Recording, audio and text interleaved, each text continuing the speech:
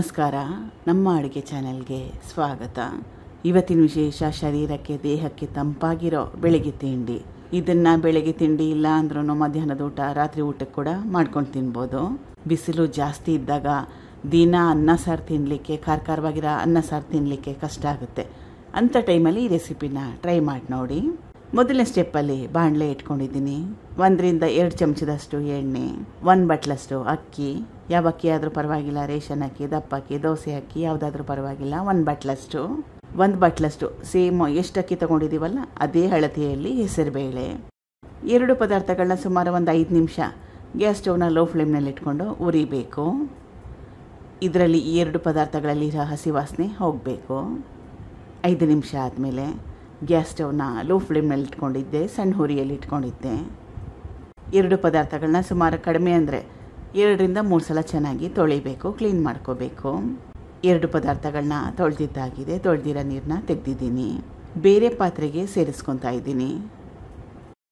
ಸುಮಾರು 7 ರಿಂದ 8 ಬಟ್ಲಷ್ಟು ನೀರು. ಜೀರಿಗೆ ಸಣ್ಣ ಚಮಚದಲ್ಲಿ 1 ಚಮಚದಷ್ಟು. ಇದಕ್ಕೆ ಕಾಳು ಮೆಣಸನ್ನ ಉಪಯೋಗ ಮಾಡ್ತಾ ಇಲ್ಲ, ಬಿಸಿಲು ಜಾಸ್ತಿ ಇದೆ ಅಂತ. ಮೆಂತ್ಯ ಕಾಳು, ಇದು ಶರೀರಕ್ಕೆ ತಂಪು, ಆರೋಗ್ಯ ಕೂಡ ಒಳ್ಳೆಯದು. 1/4 ಚಮಚದಷ್ಟು. ಮೆಂತ್ಯ ಕಾಳು ಹಾಕ್ಕೊಂಡ್ರೆ ಕಹಿ ಬರುತ್ತೇನೋ ಅಂತ ಯೋಚನೆ ಮಾಡೋಕ್ಕೆ ಹೋಗಬೇಡಿ. ಬೆಂದ ಮೇಲೆ ಕಹಿ ಬರಲ್ಲ. ಮೆಂತ್ಯ ಕಾಳಲ್ಲಿರೋ ಕಹಿ ಅಂಶ ಕೂಡ ಕಡಿಮೆ ಆಗೋಗುತ್ತೆ. ಕರಿಬೇವಿನ ಎಲೆಗಳು ಸುಮಾರು 7 ರಿಂದ 8 ಅಷ್ಟು. 1 ಹಸಿರು ಮೆಣಸಿನಕಾಯಿ, ಸ್ವಲ್ಪ ಅರಿಶಿನ. ಇದನ್ನು ಕುಕ್ಕರಲ್ಲಿಟ್ಟು ಬೇಯಿಸ್ಕೊಬೇಕು. ಸುಮಾರು 2 ರಿಂದ 3 ಸೀಟಿ ಕೂಗಿಸ್ಕೋಬೇಕು. ಇದಾಗಷ್ಟರಲ್ಲಿ ಮತ್ತೊಂದು ಸಿಂಪಲ್ ಆಗಿರೋ ರೆಸಿಪಿ ಇದೆ, ಸೈಡ್ ಡಿಶ್ ಇದೆ ಇದಕ್ಕೋಸ್ಕರ. ಇದು ಗಟ್ಟಿಯಾಗಿರೋ ಮೊಸರು, ಸುಮಾರು 250 ml ಅಷ್ಟು, 1/4 ಲೀಟ್ರಷ್ಟು. ಕಟ್ ಮಾಡಿ ಇಟ್ಕೊಂಡಿರೋ ಸೌತೆಕಾಯಿ, ರುಚಿಗೆ ತಕ್ಕಷ್ಟು ಉಪ್ಪು. ಇದು ಒಗ್ಗರಣೆ ಸೇರಿಸ್ಕೊತಾ ಇದ್ದೀನಿ. ಒಗ್ಗರಣೆಗೆ ಎಣ್ಣೆ, ಸಾಸಿವೆ, ಜೀರಿಗೆ, ಹಿಂಗು, ಹಸಿರು ಮೆಣಸಿನಕಾಯಿ, ಕರಿಬೇವಿನ ಸೊಪ್ಪನ್ನ ಉಪಯೋಗ ಮಾಡಿದ್ದೆ. ಯಾವಾಗಲೂ ಒಂದೇ ಥರ ಮೊಸರು ಬಜ್ಜಿ ತಿಂದು ಬೇಸರ ಆಗಿದ್ದಾಗ ಈ ರೀತಿಯಾಗಿರೋ ಮೊಸರು ಬಜ್ಜಿನೊಮ್ಮೆ, ಸೌತೆಕಾಯಿ ಬಜ್ಜಿನೊಮ್ಮೆ ಟ್ರೈ ಮಾಡಿ ನೋಡಿ. ಈರುಳ್ಳಿ ಕಟ್ ಮಾಡೋಷ್ಟಿಲ್ಲ, ಟೊಮೆಟೊ ಬೇಕಾಗಿಲ್ಲ, ಏನೂ ಬೇಕಾಗಿಲ್ಲ. ಕೇವಲ ಸೌತೆಕಾಯಿ ಹಾಕ್ಕೊಂಡ್ರೆ ಹೊಟ್ಟೆಗೂ ತಣ್ಣಗಿರುತ್ತೆ, ತಿನ್ನ ಕೂಡ ಸ್ವಲ್ಪ ಚೇಂಜ್ ಆಗಿರುತ್ತೆ. ಈಗ ಇದಾಗಿದೆ, ಚೆನ್ನಾಗಿ ಬೆಂದಿದೆ ಎಲ್ಲ ಪದಾರ್ಥಗಳು. ಇದಕ್ಕೆ ಇಷ್ಟ ಇದ್ದರೆ ಒಗ್ಗರಣೆ ಹಾಕ್ಕೋಬೋದು.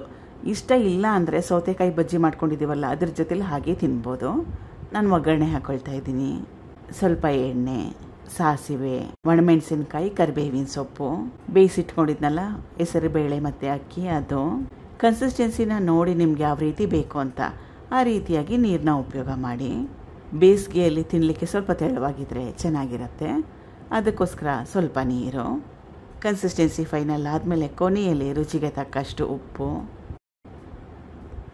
1 ಕುದಿ ಬಂದರೆ ಸಾಕು. ಎಲ್ಲ ಪದಾರ್ಥಗಳು ಈಗಾಗಲೇ ಸಾಕಷ್ಟು ಬೆಂದಿದೆ. ಈಗಿದಾಗಿದೆ. ಸೌತೆಕಾಯಿ ಪಚ್ಚಡಿ ಅಥವಾ ಸೌತೆಕಾಯಿ ಬಜ್ಜಿ ಜೊತೆಗೆ ಸರ್ವ್ ಮಾಡಿದ್ದೀನಿ. ಟ್ರೈ ಮಾಡಿ ನೋಡಿ. Thank you for watching. ಧನ್ಯವಾದಗಳು.